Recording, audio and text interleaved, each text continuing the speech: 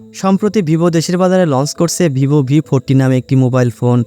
এই ফোনটির এমন কিছু ফিচার রয়েছে যেটা দেখলে আপনি অবাক হয়ে যাবেন, বিশেষ করে এর ক্যামেরা সেকশনে। এই ফোনটি দুইটা ভেরিয়েন্টে পাওয়া যাবে, একটা অফিসিয়াল আর একটা আনঅফিসিয়াল।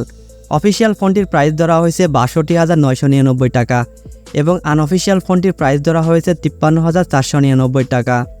আজকে আমি এই ফোনটির খুঁটিনাটি নিয়ে আলোচনা করব। তো ভিডিও শুরু করার আগে আপনার কাছে একটা রিকোয়েস্ট থাকবে, প্লিজ একটা লাইক করুন, একটা সাবস্ক্রাইব করুন। আপনার একটা লাইক এবং সাবস্ক্রাইব আমার চ্যানেলকে সামনের দিকে নিয়ে যেতে অনেক সাহায্য করবে। প্রথমে ডিজাইন সেকশনে আসা যাক। এই ফোনটির দৈর্ঘ্য ১৬৪.২ মিলিমিটার, এই ফোনটির প্রস্থ ৭৫ মিলিমিটার, এই ফোনটির পুরুত্ব 7.2 মিলিমিটার এবং এই ফোনটির ওজন হবে ১৯০ গ্রাম, যেটা আমার কাছে ঠিকঠাকই মনে হয়েছে। এই ফোনটি বিল্ড করা হয়েছে প্লাস্টিক দিয়ে, তার মানে আপনারা প্লাস্টিকের বডি দেখতে পারবেন। এই মোবাইলটিতে রয়েছে ওয়াটার রেজিস্ট্যান্স ফিচার, তার মানে আপনারা 1.5 মিটার পানির মধ্যে 30 মিনিট রাখলে এই মোবাইলের মধ্যে কোনো ক্ষতি হবে না বা পানি ঢুকবে না। এখানে একটা রেটিং ব্যবহার করা হয়েছে IP68 এবং এই মোবাইলটি ডাস্ট প্রুফ। এবার আসা যাক এই মোবাইলের সফটওয়্যার সম্পর্কে। এখানে ব্যবহার করা হয়েছে অপারেটিং সিস্টেম হিসাবে অ্যান্ড্রয়েড এবং এই অ্যান্ড্রয়েডটির ভার্সন 14, তার মানে আমরা এখানে অ্যান্ড্রয়েড 14-এর সেবা পেয়ে থাকব। এবার আসা যাক এই ফোনটির হার্ডওয়্যার সেকশনে। এই ফোনে ব্যবহার করা হয়েছে কোয়ালকম স্ন্যাপড্রাগন 7 Gen 3, যেটা একটা পাওয়ারফুল প্রসেসর এবং এই মোবাইলটির সিপিইউ হিসেবে ব্যবহার করা হয়েছে অক্টা কোর। এই প্রসেসরটি 4 ন্যানোমিটার ফ্যাব্রিকেশন আর্কিটেকচার দিয়ে তৈরি।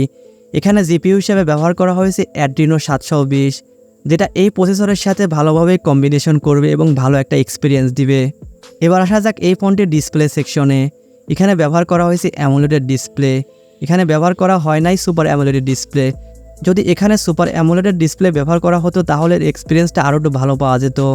এই মোবাইলটির স্ক্রিন সাইজ 6.7 ইঞ্চি এবং এই ফোনটির রেজুলেশন হবে 1260x2800, যেটা একটা ফুল এইচডি প্লাস এবং এখানে অ্যাসপেক্ট রেশিও হিসেবে ব্যবহার করা হয়েছে 20:9 এবং এই মোবাইলটির পিক্সেল ডেনসিটি 453 ppi এবং 89.6% স্ক্রিন টু বডি রেশিও এই ফোনটির।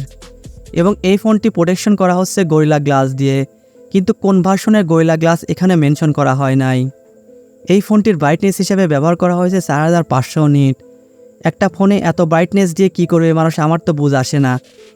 তো এত ব্রাইটনেস কি এই মোবাইলের জন্য সঠিক না ভুল, আপনারা কমেন্টে বলতে পারবেন। এই মোবাইলটিতে ব্যবহার করা হয়েছে 120 হার্জ হাই রিফ্রেশ রেট। এবার এই ফোনটির ক্যামেরা সেকশনে আসা যাক। এই ফোনটিতে মেইন ক্যামেরা হিসাবে দুইটা ক্যামেরা ব্যবহার করা হয়েছে এবং দুইটাই 50 মেগাপিক্সেলের ক্যামেরা এবং একটা দুর্দান্ত ফিচার হচ্ছে এখানে 50 মেগাপিক্সেল ওয়াইড অ্যাঙ্গেল ক্যামেরা ব্যবহার করা হয়েছে, যার মাধ্যমে আপনারা চমৎকার ফটো পেয়ে যাবেন। এবং এখানে থাকছে অটোফোকাসের সুবিধা এবং ফ্ল্যাশ লাইটের সুবিধা। এই মোবাইলের ইমেজ রেজুলেশন হবে 8150x6150, তার মানে আপনারা এখানে ম্যাসিভ একটা ফটো পেয়ে যাবেন, যেটা জুম করলে মোটামুটি ফাটবেই না।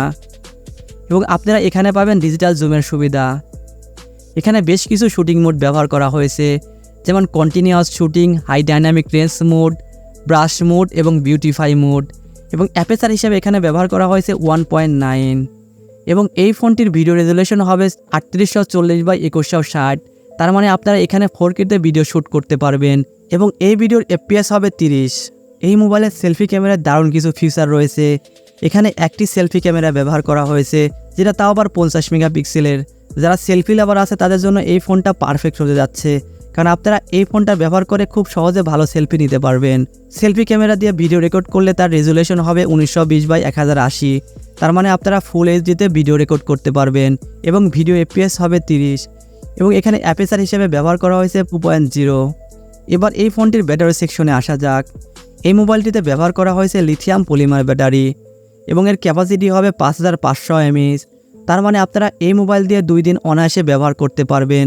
এখানে পাচ্ছেন কুইক চার্জিংয়ের সুবিধা এবং এখানে চার্জার হিসেবে দেওয়া হয়েছে 80 ওয়াটের একটা চার্জার, যেটা 100% সম্পূর্ণ হতে সময় নেবে মাত্র 48 মিনিট এবং এখানে থাকছে রিভার্স চার্জিংয়ের সুবিধা এবং এই ব্যাটারিটি অবশ্যই নন রিমুভেবল, তার মানে আপনারা ইচ্ছা করলে নিজে নিজে রিমুভ করতে পারবেন না। এখানে USB Type-C ব্যবহার করা হয়েছে, যার ভার্সন 2.0। এবার আসা যাক এর মেমোরি সেকশনে। এই মোবাইলে দারুণ মেমোরি ব্যবহার করা হয়েছে। এর ইন্টারনাল স্টোরেজ হবে 256 GB এবং স্টোরেজ টাইপ UFS 2.0 এবং আপনারা এখানে OTG সুবিধা পেয়ে যাবেন, তার মানে আপনারা এই মোবাইলটি দিয়ে মাউস, কিবোর্ড এবং পেন ড্রাইভ ব্যবহার করতে পারবেন। এই মোবাইলের র্যাম হিসাবে ব্যবহার করা হয়েছে 12 GB র্যাম এবং র্যাম টাইপ LPDDR5, যেটা আমরা বলতে পারি এটা লেটেস্ট র্যাম। এবার আসা যাক এর নেটওয়ার্ক এবং কানেক্টিভিটি নিয়ে। এখানে সব ধরনের নেটওয়ার্ক সুবিধা পেয়ে যাবেন, যেমন 2G, 3G, 4G এবং 5G।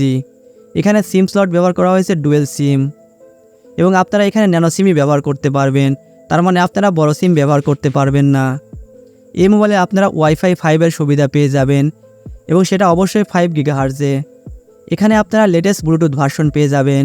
এই ব্লুটুথ ভার্সনটি হবে 5.4, তার মানে আপনারা খুব সহজে এক মোবাইল থেকে আরেক মোবাইলে ডাটা ট্রান্সফার করতে পারেন ব্লুটুথের সাহায্যে এবং খুব দ্রুতর গতির সাহায্যে।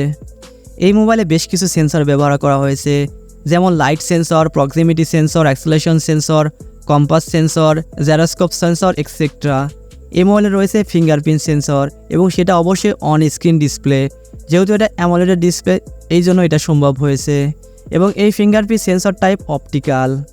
এখানে আপনারা আরও পেয়ে যান ফেস আনলকের সুবিধা। এই ছিল আজকের এই মোবাইলটির খুঁটিনাটি।